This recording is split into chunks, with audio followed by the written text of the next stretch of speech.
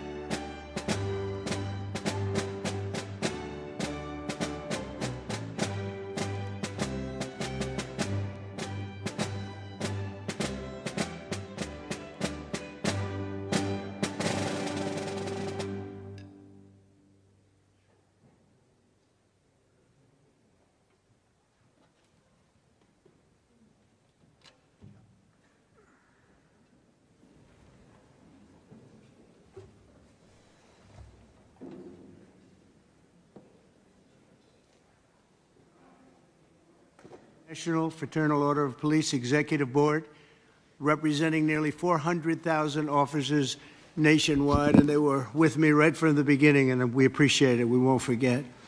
Your members are the backbone of American law enforcement, and we're deeply grateful for your service, and you have done great service indeed. We're also joined by our great Attorney General, Pam Bondi. Thank you, Pam, for being here. For generations, this institution has served as a powerful voice for the brave men and women who risk their lives to protect communities all over our country, and they do it as well as anybody or better. I was delighted to earn your endorsement in every one of my presidential campaigns where we did very well, record-setting well, and I'm proud to stand with you today as the most police president, I would say, without question, in the history of America. I don't think anybody's been more for the police than I am. In recent years, far-left radicals have vilified and targeted our nation's police with Marxist prosecutors and soft-on-crime politicians, making it impossible for you to do your jobs and do them the way you want to do them, and only you know how to do them. Under the Trump administration, those days are over. We're back in the men in blue, and we're back in the blue. Very honestly, we have some of the greatest people in the country sitting right around this table. We've ended the use of lawfare against police officers and terminated unjustified federal consent decrees. I signed an executive order directing the Department of Justice to provide legal protection and financial support for officers targeted by very frivolous lawsuits. Oh, I know about frivolous lawsuits better than you do. I can tell you, I had my share of them. I ordered other federal agencies to boost funding for police recruitment, retention, and pay, and I've asked Attorney General Bondi to pursue the death penalty for anyone convicted of killing a police officer, which is very appropriate. Upon taking office, I declared a national emergency on our southern border, and we reduced the number of illegal border crossers released into the United States by 99.999%. You can't do much better than that. We've removed thousands of violent criminal illegal aliens from our communities as part of the largest deportation effort in American history. And just a few months into office, the national murder rate has plummeted by 28%. It's going down largely because of what you're doing. I'm also deeply grateful to the National Fraternal Order of Police for its resounding endorsement of the one big, beautiful bill, which is moving along very nicely with great support. It's a great bill. It's a bill that's going to cut taxes more than any bill we've ever put in the history of our country. It's going to cut costs and expenses by $1.6 trillion, which is the biggest cut in expenses ever. And it's going to do so many other things. You know, our country is doing record business right now. Record investment is coming in. Close to $15 trillion is already committed to come in for building new plants and factories. AI is big. Apple's investing $500 billion plus. They're all coming in. It also includes the largest investment in border security in our nation's history, equipping law enforcement with the tools to stop the invasion. I built a lot of wall, hundreds of miles of wall. Now we're going to build some additional wall where we feel we probably should build it after a little trial and error.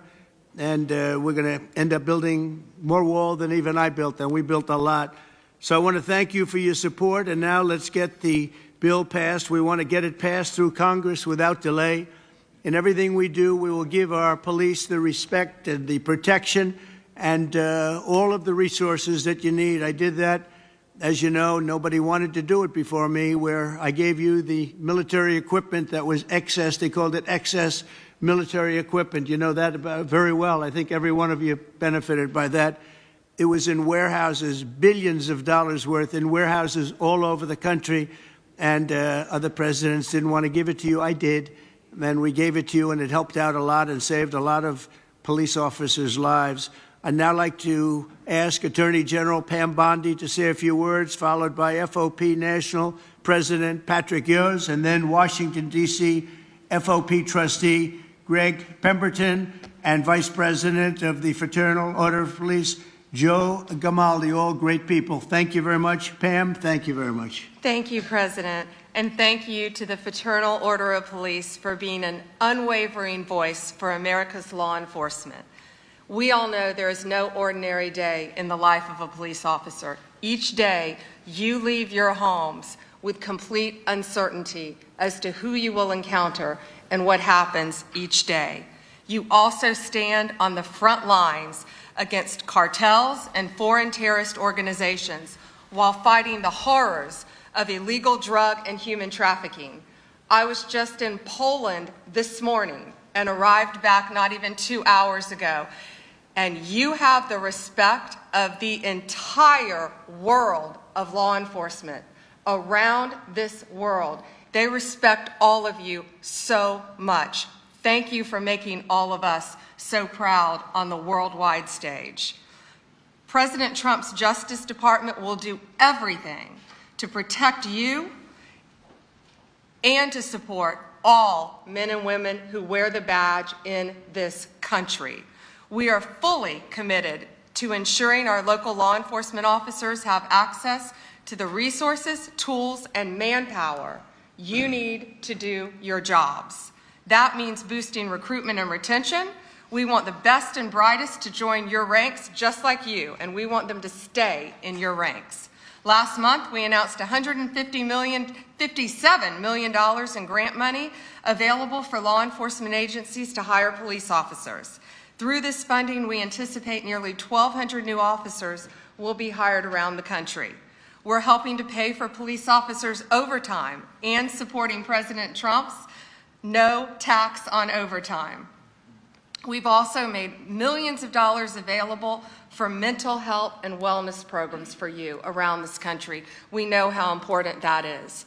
We're aggressively prosecuting criminals who assault law enforcement officers. We will not tolerate attacks on police officers. Since January, the department has brought 138 cases in 33 states against defendants who have assaulted our officers. Additionally, the DOJ will no longer target police departments with bogus lawsuits and bogus investigations. We are dismissing lawsuits filed by the Biden DOJ against police departments in Louisville, Minneapolis, Albuquerque, and more. We're ending meritless investigations into Phoenix, Trenton, New York City, Oklahoma, and elsewhere. We're also ending consent decrees that take control away from you, destroy morale, and increase violence. Instead, we're working with local law enforcement to give you the tools that you need to make our streets safer. We believe in backing the blue, not just in word, but in action. The Biden administration slandered you, defunded you, and undermined your service. But we stand with you, we honor you, and we will not abandon you. Thank you on behalf of President Trump, the Department of Justice. We are 100% committed to standing with our nation's law enforcement. God bless you, and God bless America. Thank you. Thanks, Pam. Mr. President, first, thank you. Thank you for not only your support for law enforcement as the 45th president, but also your support as the 47th president and all the years in between. You've always been a steadfast supporter of the Fraternal Order of Police and law enforcement across this country. I want you to know on behalf of our nearly 400,000 members, we appreciate all that you do for us. With us today is members of our executive board. We also have members of FOP unions in major cities across this country, which have some very serious problems that we're working with, and we appreciate the opportunity to share with you some of our views and work together on this. You know, you made a promise to us, and I want to start by saying this. You made a promise that you were going to address overtime, tax on overtime, and that was a promise made in a new big bill. One big new bill is certainly making good on that promise. We thank you for that. You know, law enforcement officers, we find ourselves in a very difficult position where we're having a serious problem with recruiting retention, as you pointed out. The problem is the people who are working right now are working so many hours and they're forced to work overtime, and now they have the tax liabilities that are associated with being pushed into different tax brackets because of being forced to work. Not only that, they're not getting to keep the money they earn. So you, in a recruiting and retention standpoint, you show appreciation for what we do, recognize what we do in the community, and I want you to know that we're proud to support the bill. This is something that needs to be happening. A promise that you made, and we appreciate you carrying through with it, and know that we're a partner in it. You also made a number of other promises to us, and promises made that we appreciate. And I want to start with one of our first people I'd like to recognize. You promised, and here we're on our nation's capital, revitalizing the city and making it safe again. And no one knows that better than the person who lives it every day and leads the officers in the Metropolitan Police Department and our labor union, and Greg Pemberton. And I'll ask Greg to say a few words. Thank you, Pat, and thank you, Mr. President, for having us. My name is Greg Pemberton. I represent 3,000 police officers that work here for the Metropolitan Police Department in Washington, D.C. The crisis that we're facing, which frankly is more of a calamity, is a staffing crisis. We are authorized to have 4,000 sworn police officers here in the nation's capital. Unfortunately, as of today, we only have 3,190. Over 800 vacancies that we have here for this Metropolitan Police Department. And the worst part is that over the past 5 years, we've had a net loss of 600 police officers who've just left this agency in a mass exodus. And the reason for that is that our city council here in the District of Columbia has passed layers and layers and layers of legislation that prohibits our officers from being able to do their job. It exposes our members to administrative, civil, and even criminal liability, even when they go out and do their job properly. It has also stripped our members of their labor protections to fight off these frivolous complaints and these erroneous allegations of misconduct. It all makes for an environment that is almost impossible to keep these staffing levels what they need to be.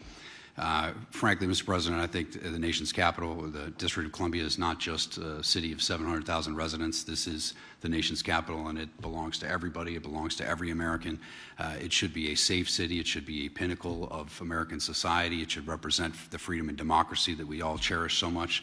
And anybody should be free to come here and experience that and see what it is that we are here in this country. And the sanctity and safety of the District of Columbia shouldn't be left in the hands of a city council that subscribes to these radical ideologies that we all know are failed, and that we have the empirical data that it doesn't work. It only increases crime and makes cities more dangerous.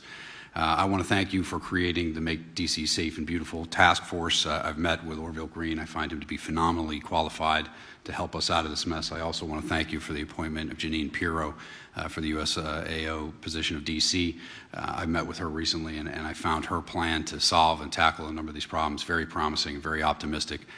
So the 3,000 police officers stand at the ready, Mr. President, to help you make D.C. great again, and hopefully we can solve some of these problems and fix crime here in the nation's capital.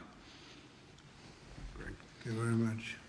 Mr. President, no topic of the day, pretty much every day now, is the unmitigated disaster that has created in cities across this country with the open borders. And all the problems that it has done for quality of life, it's done for safety within our communities, safety of the officers that work in the communities, and you've been a great advocate of putting us back together. And I'll ask our Vice President Joe Grimaldi to touch on it. President Trump, I think I'd be remiss if I didn't start by saying thank you. Thank you for the incredible efforts by you and your administration to deport these people who have come to our country illegally and then refuse to follow the very laws that we hold so sacred. Our officers, especially in sanctuary cities, are tired of arresting the same people over and over again who never should have been here in the first place. We have lost friends, co-workers, unimaginable trauma to American citizens and families. And the most frustrating part from a law enforcement perspective, what it was 100% avoidable. And now we have judges who are standing up for gang members, murderers, robbers, rapists, blocking deportations, obstructing the very will of the American people. It's a disgrace. And if they had a shred of integrity, which I assume they don't, they would resign in shame for what they're doing right now. But I would just ask that you continue to work with us, continue to support with us so that we can partner with all of our great federal agencies out there, continue to carry out this mission. And again, thank you for securing the border. And once again, making our country one of law and order. Thank you very much. Very nice. Yes. Sorry. Yes. We're going to have a little discussion now, very private. And I just want to thank you all for being here. And thank you very much, media. Appreciate it. Thank you very much. Mr. President, any response to Elon Musk claiming about the Epstein files? Nice to see you. Nice to see you.